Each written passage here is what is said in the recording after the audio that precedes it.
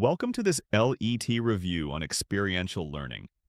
Experiential learning is built around a simple but powerful idea. People learn best when they are actively doing something, reflecting on that experience, and then applying what they've learned. Think of it as a cycle. Experience, reflect, conceptualize, apply, and it repeats.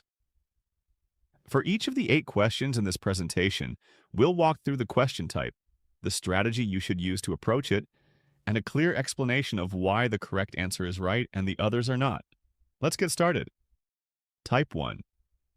Best answer. When you see the word best in a question, that's your signal to slow down and read all 4 options before you commit to anything. More than one might seem reasonable. Your job is to find the one that is most complete and most accurate. For this question, ask yourself, which option actually captures what experiential learning is? It mentions all 3 core elements: direct experience, reflection, and application. That's the whole cycle. It's the most complete description, and that makes it the best answer. B describes a traditional lecture-based approach. Experiential learning is the opposite. It's learner-centered and activity-based. Eliminate BC is rote memorization. No experience, no reflection, no application. That's not EL. Eliminate CD describes examinations. An assessment tool, not a learning approach. It has nothing to do with experiential learning. Eliminate D, the answer is A. When you see best, never stop at the first option that sounds right. Read everything first. Type 2. Combination. In combination questions, your first move is always to evaluate each numbered statement on its own, before you even glance at the answer choices. One false statement eliminates multiple options at once, and that's the fastest way through this question type. Let's go through them. Statement 1. Learners engage in direct experience. True. This is the starting point of the whole EL cycle. Everything begins with doing. Statement 2. Reflection is part of the learning process. True, reflection is what separates experiential learning from simply doing an activity. Without it, there's no deeper learning. Statement 3. Learning is purely passive. False. Experiential learning is completely active. Learners participate, think, and apply. Passivity is the opposite of what EL is about. Statement 4. Learners apply what they learned. True, application is the final stage, using new understanding in real or new situations. Now eliminate. B includes 3, C includes 3, D includes 3, all gone. Only A remains, and it contains only true statements. The answer is A. Type 3. Negative format. Before you read a single option, go back and circle the word except in the question. It sounds like a small thing, but this habit prevents a lot of mistakes, especially when you're under exam pressure and your brain defaults to looking for what's correct. Now go through each option and ask, does this belong in a description of experiential learning? Hands-on participation. Yes, absolutely. EL requires learners to be physically and mentally engaged. B. Reflection on the experience. Yes, reflection is the defining feature that makes an activity educational rather than just experiential. C. Application of learning to real situations. Yes, EL always moves toward using knowledge in meaningful contexts. D. Passive reception of information only. No, passivity is the complete opposite of experiential learning. No experience, no reflection, no application. This is the accept. The answer is D. 3 belong, 1 doesn't. That's always the pattern in accept questions. Type 4. Priority. In priority questions, all the options might be reasonable actions. The challenge is finding which one must happen before all the others. For experiential learning, the sequence is experience, arrow, reflect. Arrow, conceptualize, arrow, apply. That means nothing can begin until the experience does. Provide a meaningful real-life or simulated activity. This is the experience, the absolute starting point. You can't reflect on something that hasn't happened. You can't apply lessons from an activity that was never done. This comes first. B. Give a final written examination immediately. Examinations come at the end of the learning cycle, not the beginning. C. Ask students to memorize the textbook only. That's rote learning, a completely different approach with no experiential component. D. Skip the activity and assign unrelated homework. If you skip the experience, there's no experiential learning happening at all. The answer is A. In EL, nothing moves until the experience does. Type 5. Situational.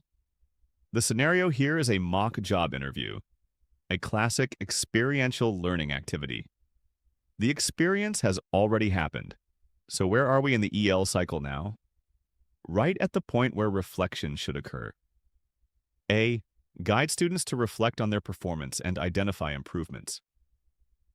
This is exactly right. The activity was the experience. Reflection is what comes next. It's what transforms the performance into a learning moment. Without it, students walked through an exercise but didn't necessarily learn anything. B. End the lesson without discussion. This cuts off the reflection stage entirely. The experience happened, but the learning never got processed. C. Tell students to forget the activity, even worse. Actively dismissing the experience eliminates any chance of reflection or application. D. Give punishment to students who felt nervous. Nervousness is a completely normal response to new challenges. Punishing it is harmful and has no educational basis. The answer is A. In any situational question about EL, ask yourself, where are we in the cycle? Then choose the option that moves to the right next stage. Type 6. Analogy. Analogy questions follow the pattern. A is to B as C is to blank. Your job is to define the exact relationship in the first pair, then apply that same type of relationship to find what completes the second. First pair. Reflection is to experiential learning. What's the relationship? Reflection is the key defining feature of EL. It's what makes the experience educational. Without it, you're just doing an activity. You're not actually learning through experience. Now apply that logic. What is the key defining feature of direct instruction? A. Direct instruction. Modeling. The teacher demonstrates the skill first. That's the defining step that makes direct instruction what it is. Every DI lesson builds from that first demonstration. B. Attendance checking. An administrative task, not a teaching strategy. C. Unrelated testing. Assessment, not a defining instructional practice. D. Classroom punishment, not a pedagogical approach. The answer is A. Key defining feature. The strategy it characterizes. Apply that relationship both ways. Type 7. Cause and effect. The cause here describes two things happening together. Learners are reflecting on their experiences and applying lessons to new situations. These are the two most powerful stages of the experiential learning cycle working in combination. Now, project forward. What does research tell us happens when both reflection and application occur? Deeper understanding and improved transfer of learning. When learners reflect, they make meaning. They understand why something happened, not just what happened. When they apply, they test and strengthen that understanding in new contexts. The result is comprehension that goes deeper and knowledge that travels further. B says learning becomes less meaningful. The opposite is true. Reflection and application make learning more meaningful, not less. C says there's no connection between theory and practice. Reflection and application are exactly what create that connection. D says the result is a passive learning experience. Both reflection and application are active processes. Passivity is excluded by definition. The answer is A. Type 8. All of the above. When all of the above is an option, resist any instinct to assume it's always right or always a trap. Your job is straightforward.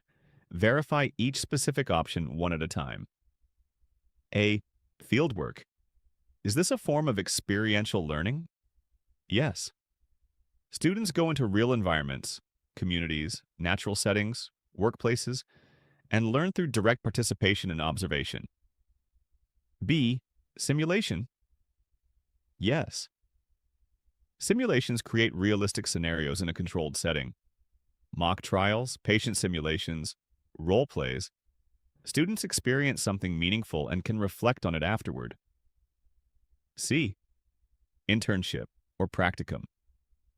Yes, students apply their academic knowledge in actual professional settings. They do, they reflect and they grow. Since A, B, and C are all correct, the answer is D, all of the above. Always check every specific option before committing. In this case, the evidence is clear and consistent across all three. Quick strategy. Summary: this is your one-page reference for all 8 strategies. Encourage your students to use this as a last-minute review right before the LET exam. Best answer. The word best signals that multiple options might be partially correct. Read all 4, then choose the one that is most complete and most accurate. Combination. Work through each numbered statement independently. One false statement eliminates multiple answer choices at once. That's your fastest path through. Except/not. Circle the negative word before reading anything else. You're looking for the one option that doesn't belong. 3 will be correct. Find the one that isn't. Priority. Ask what must happen first. For experiential learning, the experience comes before everything else. Nothing moves until students have done something. Situational. Identify where you are in the EL cycle, then choose the response that moves learning to the correct next stage. Analogy. Define the relationship in the first pair precisely, then apply that same type of relationship to find the answer. Cause and effect. Project forward logically. Reflection plus application equals deeper understanding and better transfer. Let the theory guide your reasoning. All of the above makunoin. Verify each specific option individually. If all 3 are true, choose all of the above without hesitation. Padayon. You've got this.